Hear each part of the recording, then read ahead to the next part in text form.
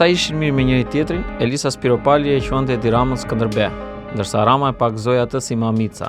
Këto kohë, raportet e tyre duken të trazuara, të paktën në sy të opinionit publik. Sepse ashtu siç kishte premtuar ajo dhe ashtu siç po e priste Rama, Elisa dorëzoi dhe publikoi zyrtarisht atë që konsideron si mocion për hapjen e një debati mbi marrëveshjen për Shqipërinë e re. Në të vërtetë, Shqipëri të re kërkojnë edhe protestuesit prej gati 50 ditësh. Mbase këtë ka parasysh Spiropali, kur thotë se dokumenti nuk është një nismë personale.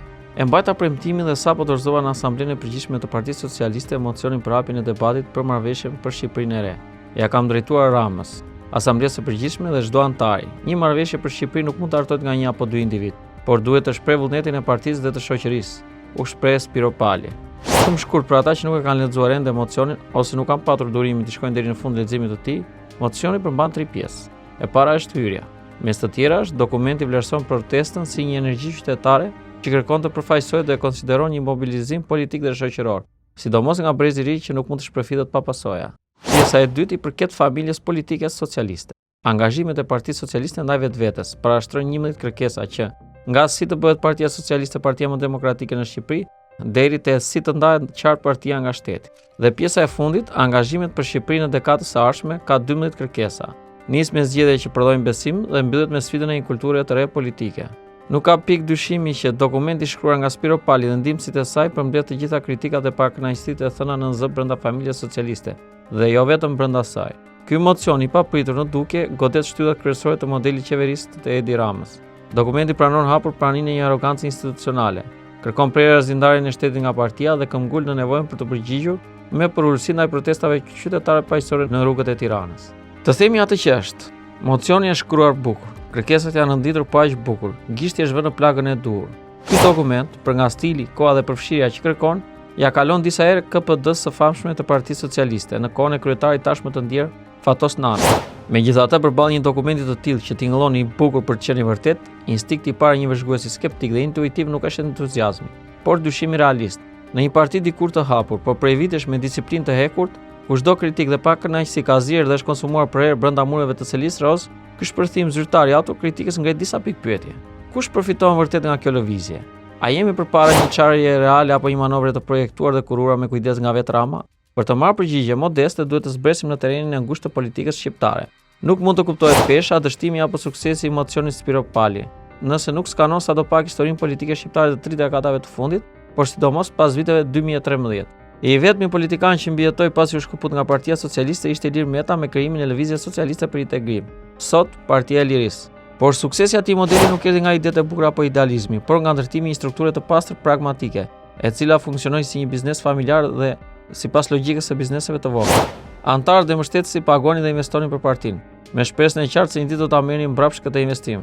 Ky model i pastër investim kthim u realizua plotësisht gjatë mandatit të parë bashkëqeverisjes PSLSI në vitet 2013-2017, ku besnikëria politike u shpërbly masivisht me vende pune, tendera, licenca dhe influencë shtetërore. LSI-ja asaj kohe shërbeu si kandar i pushtetit, duke dëshmuar se për të rezistuar makinerisë së madhe nevojitet një motor ekonomik i fuqishëm. Prej 13 vitesh, Edi Rama ka ndërtuar një sistem jashtëzakonisht më të fuqishëm se ai i vitit 2013. Ai ka kontroll total mbi burimet ekonomike të vendit, partneritetet publike-private dhe rrjetet e biznesit të mëdha që mbështesin pa kushte status quo-n. Rama ka dështuar se nuk mposhtet me pak para.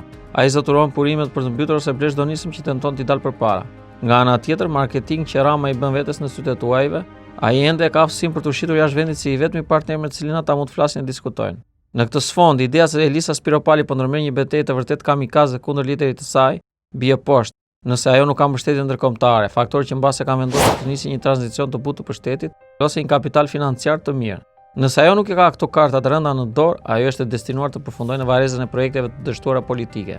Ose ky mocion është një hap i kontrolluar, një skenografi autorizuar dhe e kontrolluar nga vetë Edi Rama. Nëse nisma e mamicës ka marrë dritën e jeshile nga Skënderbeu, loja merr dimensione vërtet geniale dhe thellësisht cinike. Bëhet fjalë për një lojë të dy fisht, një mekanizëm strategjik që synon të menaxhojë dy fronte të nxehta njëkohësisht, atë brenda familjes socialiste dhe gradualisht protestën në rrugë. Pse është interesuar Rama për një skenar të tillë? Pas shumë viteve në pushtet, korrupsioni është më shumë se mbytës. Shkrirja e partisë me shtetin është fakti i pashmangshëm. Kur zyrtari i shtetit sillet si ushtari i partisë, interesi publik kalon në plan të dytë dhe arroganca shtohet. Ndaj, ka zyrtar të friksuar, deputet që i druajnë burgut dhe më shumë të tjerë që mendojnë për epokën pas Ramës. Duke lejuar Spiropalin të luajë rolin e zërit progresiv dhe reformator, Rama arrin diçka etike. Ai e kanalizon dhe nxjerr në dritë të gjithë pakënaqësinë e brendshme në rregullat e veta. Në vend që të pakënaqurit të grupohen në fshehtësi, atyre u ofrohet një platformë zyrtare. Kështu, kryetari kryeministri kontrollon revoltën brenda shtëpisë së tij, freskon imazhin e partisë përballë shtresës gri dhe identifikon me saktësi se kush, sa dhe çfarë po kërkon. Por kaq nuk mjafton, ndaj duhet hapi i dytë, amortizimi i protestës dhe i kauzës së saj. Ky është moment delikat për protestën qytetare që qëndron për javësh në shesh. Kur pakënaqësia qytetare e rritet, arroganca e pushtetit rrezikon të radikalizojë protestat dhe t'i kthejë ato në simbole të pathyeshme rezistencë. Për ta shmangur këtë, mocioni Spiropalit ofron një terren të rrem sigurie. Lexojeni me vëmendje. Protestuesve duhet të përgjigjemi me prullësi dhe shqetësimet e tyre duhen dëgjuar, shkruan Elisa. Strategjia këtu është e qartë, institucionalizimi si mbytje. Nëse kauza e protestës do të ulet në tryezën e fasadës për të negociuar marrëveshjen e re, ajo hyn në territorin e zvarritjes burokratike. Tu Rama është i pathyeshëm. Shikoni, ne po ndryshojmë nga brenda, po ju dëgjojmë. Do të jetë motoja e tij përballë protestuesve, duke shpallur veten si për herë, shpëtimtari i vetëm i Shqipërisë.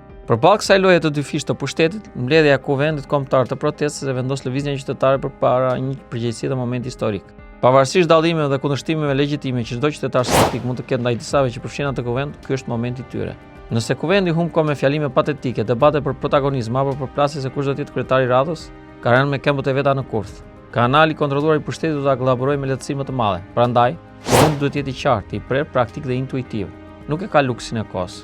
Nëse ata njerëz në kuvend nuk e kuptojnë se, duke përçarë apo duke rënë në kurthin e përulësisë Rama Spiropali, fshin vetë nga historia, atëherë fundi është i shkruar.